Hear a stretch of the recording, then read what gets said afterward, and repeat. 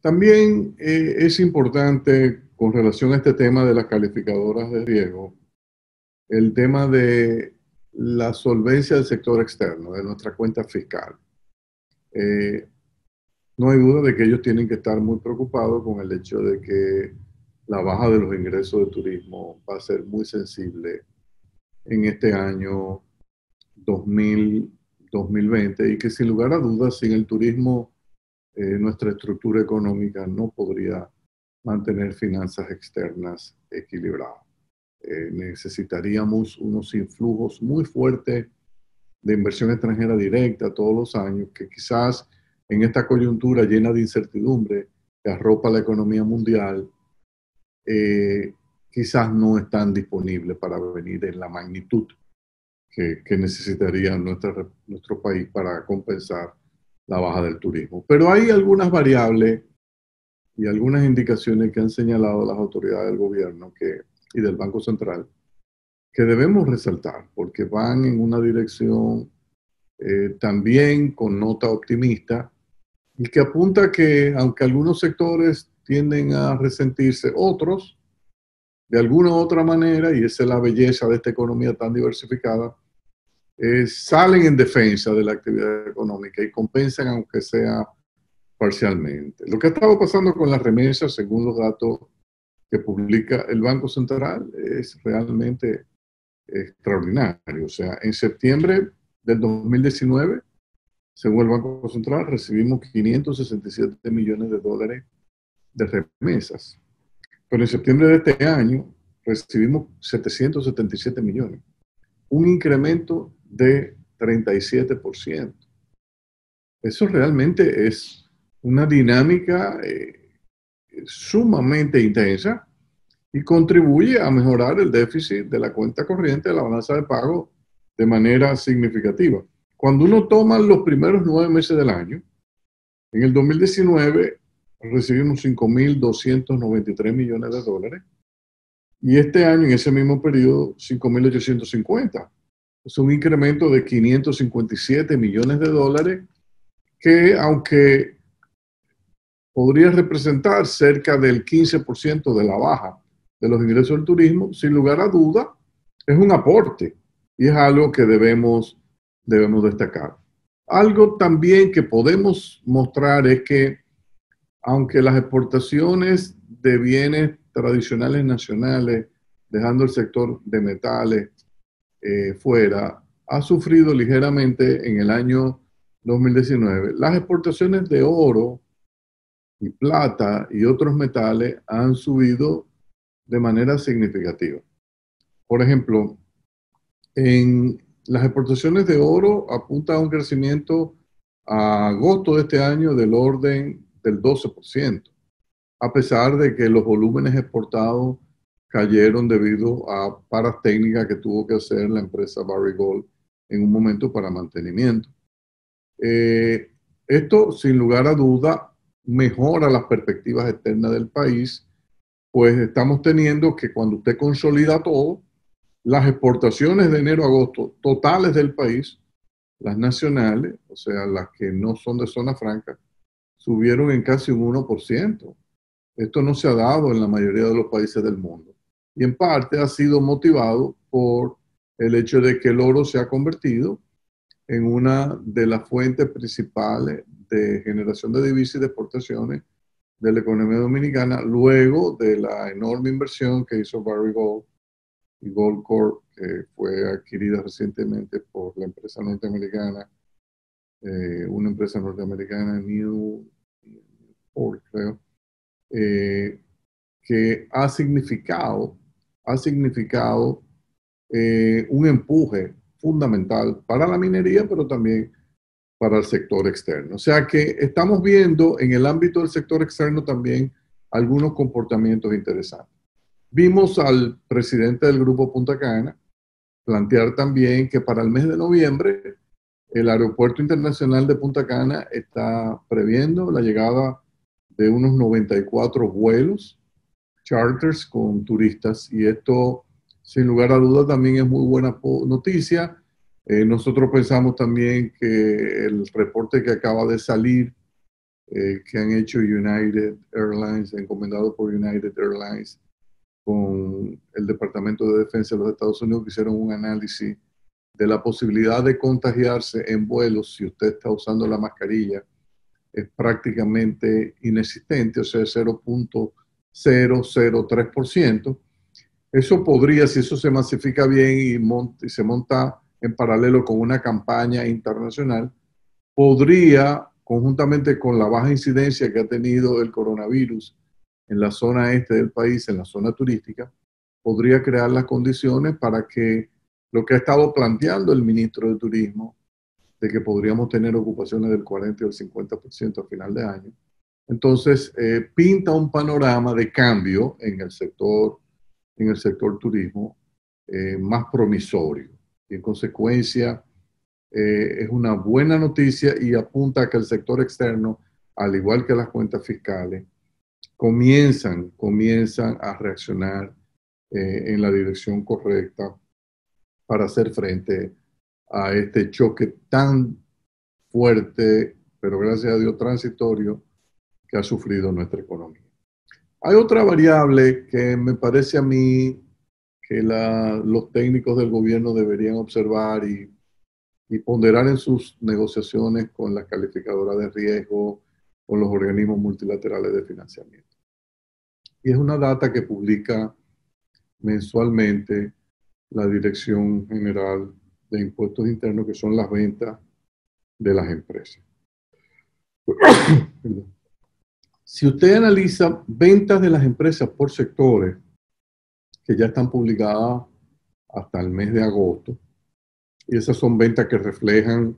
ocurrencias de actividades de venta del mes de julio, porque las declaraciones del IDEBI se hacen al mes siguiente. O sea que cuando ellos publican esas ventas de agosto corresponden a ventas realizadas en el mes de julio, uno comienza a observar un patrón interesante prácticamente en la mayoría de los sectores, salvo el sector turismo, algo, el mismo sector de la construcción, que todavía muestra un poco de rezago. Y es el hecho de que cuando uno toma las ventas promedio de los meses de enero y febrero y la compara con las ventas registradas en el mes de agosto, ya la mayoría de los sectores económicos en agosto tuvieron ventas por encima del promedio de enero y febrero. Y eso apunta a que, sin lugar a duda, lo peor del impacto de la pandemia sobre las actividades económicas pasó. Y ahora vamos en un proceso de franca recuperación. Uno ha venido viendo cómo hay una caída dramática en el mes de abril, cae de nuevo en el mes de mayo, sigue cayendo ya, aunque en menor porcentaje, en el mes de julio. Lo mismo sucede en julio y luego en agosto ya comienza a acercarse bastante a lo que fueron las ventas de agosto del año 2019 y a superar en muchos meses las ventas del promedio de los 2 primeros meses de este año, que fueron meses que, recordemos, todavía no habíamos sufrido el impacto de la crisis de la pandemia, de políticas de distanciamiento social. Entonces, cuando uno analiza macroeconómicamente el país, se da cuenta, bueno, las actividades económicas están comenzando a repuntar, eso implica que las importaciones están comenzando a crecer, las recaudaciones de aduana están mejorando, las recaudaciones de la DGI están mejorando, el financiamiento, el respaldo que hemos recibido de los mercados globales de capitales no tiene precedente, o sea, nos dieron un gran espaldarazo cuando se fue al mercado y logramos colocar como país 3.800 millones de dólares en excelentes condiciones, o sea, donde los mercados le dieron al país un voto, claro, voto de confianza, eso hay que resaltarlo. La situación monetaria del Banco Central ha mejorado, las reservas transitoriamente han mejorado con el influjo de los bonos soberanos, no hay duda de que eso produce una entrada de golpe de divisa, pero nos ayuda por lo menos a presentar de que tenemos un panorama de estabilidad cambiaria prácticamente garantizado en los próximos meses. Entonces, un buen manejo de la política monetaria del banco, que ha ido en la dirección de suministrar la liquidez que la economía necesite para ir generando el crecimiento y la recuperación económica que amerita el proceso. Yo creo que hay todo un panorama que apunta a que vamos a tener un déficit fiscal alto este año, sí, pero creo que va a ser, si sigue este ajuste por el lado del gasto, inferior al 9,3%, pero al mismo tiempo de que estamos camino a tener un año 2021 bastante positivo, siempre y cuando el turismo a mitad del año que viene comience ya a mostrar un sentido claro de que se va a recuperar totalmente. Creo que hay cosas, sin embargo, que el gobierno podría hacer y debería contemplar, por lo menos ponderar, que mandarían señales también muy positivas a las firmas calificadoras de riesgo. Y una tiene que ver con el proyecto de sostenimiento de la producción de oro de Pueblo Viejo Dominicana Corporation, que es la mina que explota la empresa Barrick Gold. La empresa tiene un proyecto que está simplemente esperando el ok del gobierno. No tiene que ir al Congreso para obtener esa aprobación, porque no altera las condiciones tributarias de la empresa, no implica apropiarse de áreas de explotación que no está estipulada en la licencia, en la concesión. O sea que es simplemente darle un visto bueno. ¿Para qué? Para que la producción, en vez de concluir en el año 2021, que sería el último año, se extienda 15 o 20 años más. Entonces, invierte en 1.300 millones de dólares, eso va a generar cerca de 20.000 millones de dólares adicionales de exportación, una gran cantidad de recursos, más recaudaciones, mejoran las cuentas externas del país. Y ese es el tipo de información que cuando usted se la transmite a las firmas calificadoras, dice, no, pero mira, el gobierno tiene un commitment serio para ir haciendo cada vez más sostenible en las cuentas externas porque está abriéndose ahora a más inversión extranjera que la necesita para financiar este incipiente y transitorio déficit de cuenta corriente que vamos a tener en el 2020, en este año y el año que viene. Pero si a ti te entran 1.300 millones de dólares de Barrick, que lo va a invertir como inversión extranjera directa, obviamente que ya tú estás creando mecanismos de compensación interesante. Pero aparte de eso, la señal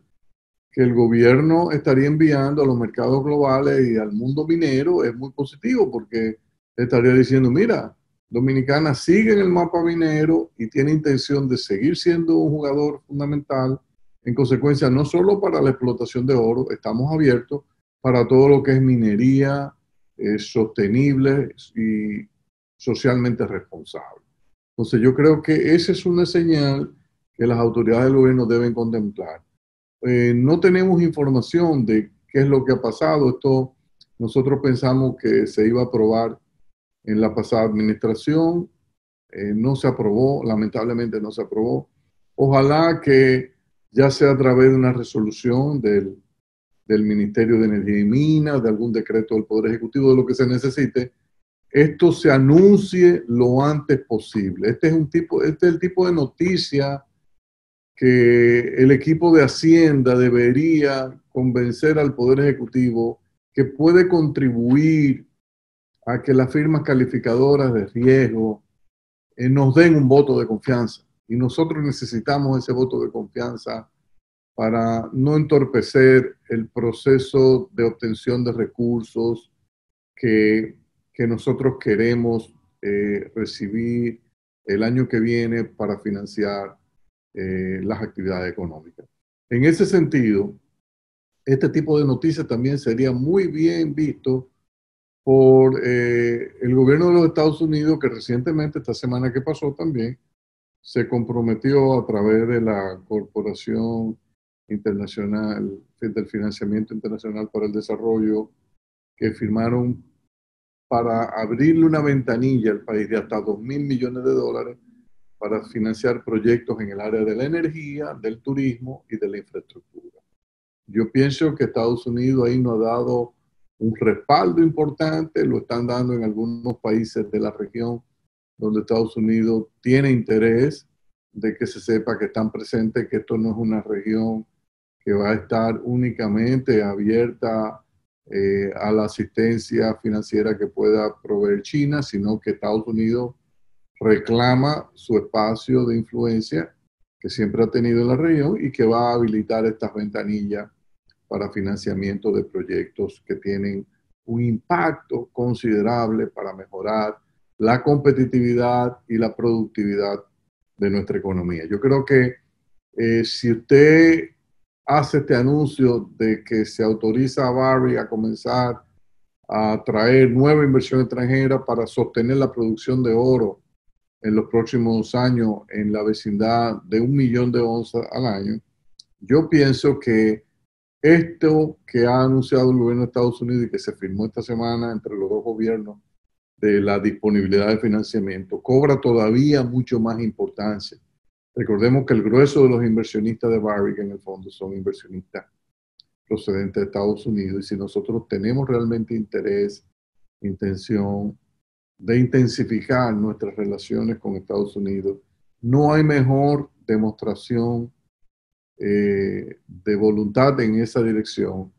que se autorice a Barrick a realizar esta nueva inversión extranjera. O sea que pienso que el panorama está preparado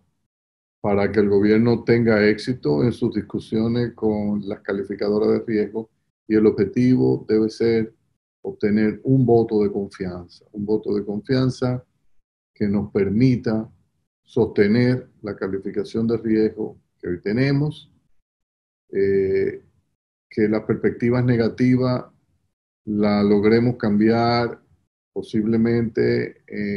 en algún momento del año 2021 y que una vez pasemos la reforma fiscal integral, que hay que ir trabajando y es lo que quiero que abordemos en el último segmento, creemos las condiciones para que en el 2022 recibamos una mejora significativa en la calificación de riesgo, porque no olvidemos, el objetivo que deben perseguir este gobierno y los futuros gobiernos que tenga el país es convertir a la República Dominicana en el exclusivo número, ingresar al club de países que tienen grado de inversión, o sea, una calificación de riesgo que prácticamente le allana el camino, no solo a la recepción de inversiones cuantiosas en colocaciones de bonos para el sector público y para el sector privado también, sino también para crear condiciones más propicias a los flujos de inversión extranjera directa. Cuando un país obtiene grado de inversión, eso quiere decir que los inversionistas extranjeros directos, cuando vienen a la República Dominicana a evaluar proyectos y van a hacer el descuento de los flujos futuros de ingresos por, digamos, la variable que se conoce, la tasa de descuento, que el costo ponderado promedio del capital, ese costo baja sustancialmente y eso quiere decir que el valor de los proyectos aumenta, se hace más rentable y entonces el apetito